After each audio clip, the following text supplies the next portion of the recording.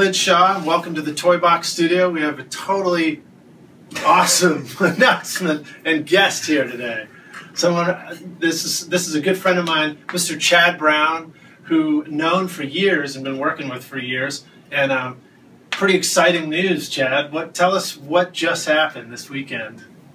Won a Grammy from a record that was mixed here with Mike Farris, the Roots Gospel Album of the Year. Hold on. Let's hear that again. Chad's just won a Grammy. Won a Grammy. That's so awesome. Yeah. Yeah, so you mixed Shine for All the People with Mike Farris right here at the Toy Box Studio. That's correct. And right here on this console. On this very console, on the custom-built MCI console. And you guys won the 2015 Grammy Award, Roots Gospel Album of the Year. So first off, congratulations, Thanks, brother. sir. That is fantastic. I just wanted to take a minute and kind of introduce our viewers to you, whoever's watching right now, and let people meet you. So tell us a little bit about who you are. I'm from Bristol, Virginia, Tennessee. It's a border town, so also known as the birthplace of country music. That's where I grew up and got into music. Had a friend, Mike Stevenson, that got me into music, and I remember he's one of the, and I guess that first piqued my interest in recording. He played me a 4-track demo that he had, a 4-track that he'd played everything himself at the house, and I just thought that was really cool. Nice, nice. And I mean, I think I was 15 at that time, and impressionable young lad. That's right. That's right. So you got into recording when you were growing up in Bristol, and then how did you start learning how to record? Where did you go? How did you learn how to do it? I kind of, it was sort of a graduate high school and decide what you're going to do with yourself, and so I ended up going to recording school. I thought I'd do live sound, and I went to the Conservatory of Recording Arts and Sciences, or right. CRAS as they call it now. In Phoenix, Arizona. That's right. So we went there, and because they had a live sound program, and then I just really took to recording, and I moved to Nashville directly after that. I was 19.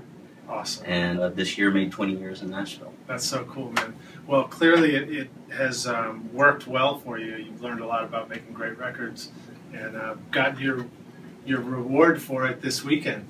Accolades. Your accolades, yes, that's awesome. Congratulations again. I can't say congratulations enough times for winning a Grammy. That is so cool.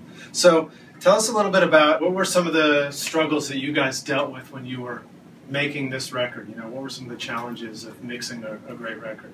Well, making the record and mixing the record, I guess, would be separate struggles. One of the cool things about the record is that the record is one of 2 projects that were Kickstarter funded with won Grammys.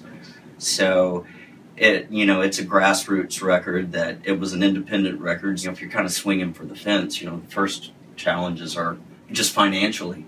So you're trying to raise the money to actually make the record. Right. So the record took over getting close to 3 years to make. But most of it was time in between to get this together and be able to move on. Yeah. Well, that's cool. So you guys took a step at a time. Yeah, and so, I guess the first challenge of mixing was getting to the mix process, It's not a stripped-down record. So, that would bring in more mixing challenges. I mean, it's backgrounds and strings and horns, and there's a lot on it. Yeah, and you guys now you mixed here on the MCI, which has got 24 channels to mix through. Were there some challenges that you had to deal with as far as did you have more than 24 tracks, for example, on the record? Did you have to sort of figure out how to do that? Yeah. What was your format, too, for, what were you mixing from through the console? From Pro Tools through the console. And, one of the big, when we were looking at mixing and deciding what to do, it's, there's very Memphis and Stax, any of that kind of focus of can I get a witness R&B. So to try and get closer to that sound was part of coming here with the console and the plate. But at the same time, we're in Pro Tools. A lot of the there's a lot of lab work pre-mixing, just getting ready to mix and kind of being happy with it, and then coming in here and sort of tearing everything down and building it back up. Awesome, awesome. Tell us about a point in the record where you just felt like it kind of all came together. You had a hallelujah moment. And the hallelujah moment is in vocal performances and songs, there's a couple songs in particular. There's a song, Mercy Now, that I get chill bumps when in the first verse every time, for as many times as I've heard it. There's a moment here when we were doing the vocal for Power of Love that, you know, you can just feel Mike blowing the roof off the place. That's and awesome. So, you know, it's like you hit it and just, yeah. And that's you know? hard to do because the roof is actually about 26 feet above That's right. his head, too. So, tall ceiling. Well, so that's cool. So you guys had those moments of chill bumps and just like where you just felt like the record was coming together. Did you have a sense that this was going to be a Grammy Award-winning record while you were doing it?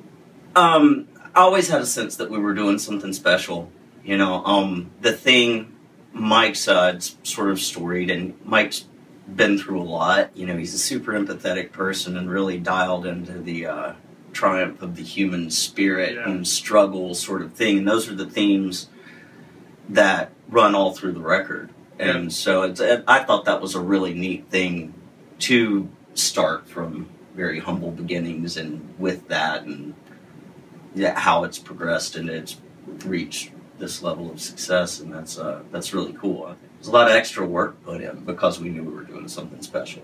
Yeah, totally. We came back here more than once. Yeah, well, you know, Mike himself is somebody who's experienced triumph of the human spirit, so his ability to share that message through that is his message. For sure. You know, it's hard and keep on keeping on kind of I think I just made it sound like a cat poster.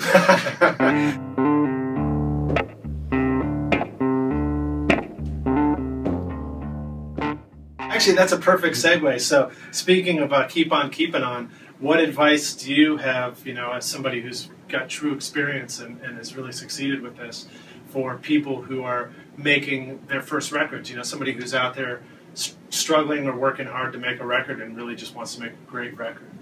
In the case of, like with this record, I think one of the things is not giving up. You know, you have a vision and you work till you get there. You know, and that's there are a lot of details that have a lot of hard work in them to get right. For engineers starting out and anything like that, it's just we got a lot of time behind the console in this record, and I mean, and that's I think that's one of the ways you get something right. You know, you think it's there to be had, and you work till you get it. Yeah, perseverance. Yeah, just stay on the course until you get there. And you might have to try a couple of times. Yeah. Did you still find yourself at times feeling like you might be stuck on something? I mean, is there a balance between moving forward and sometimes feeling like you're just working on the same thing too long? Yeah, I had a song in particular that did not come easily. You know, that I think we mixed it 4 times. It's just like, yeah, it's great. And you walk out and you get home and you're going, wait, you want to go back?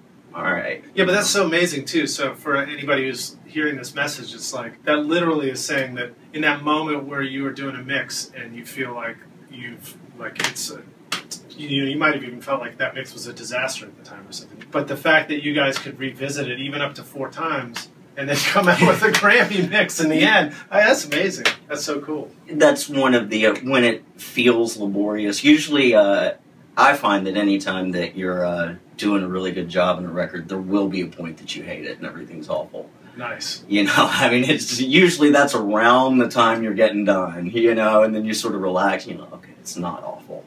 Well, so there you go. There's a good takeaway. If you are working on a record now and you just think it's terrible or you just don't like what you're doing, you might be on your way to the Grammys. That's right. Yeah, you're almost done. No, I mean, the thing is you take some time, and that was one of the benefits of having time between sessions in the record and stuff like that. You can live with things, and it's like, well, we're not going to let it go just yet. You know, let's get this detail right, and we kind of a lot of work in the details, and ultimately that was rewarded.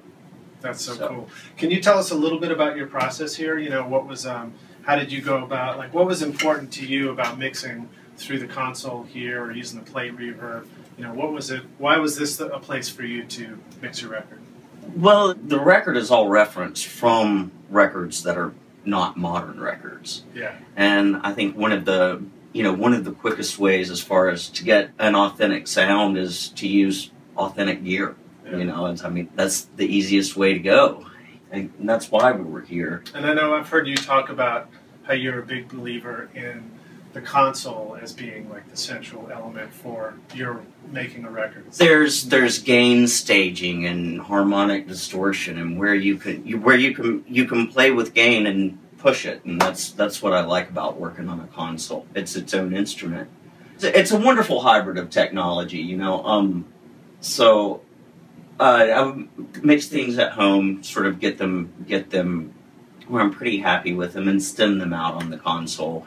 You spend all this time making choices, then you come in here and then just tear down and or reevaluate all your choices and make those choices all over again. Yeah, yeah. Well, clearly you made the right choices, so congratulations on getting the Grammy, and we couldn't be more excited at the Toy Box Studio to have been able to participate with you in that. So shake your hand one more time, Thank you, sir. Mr. Chad Brown. Way to go.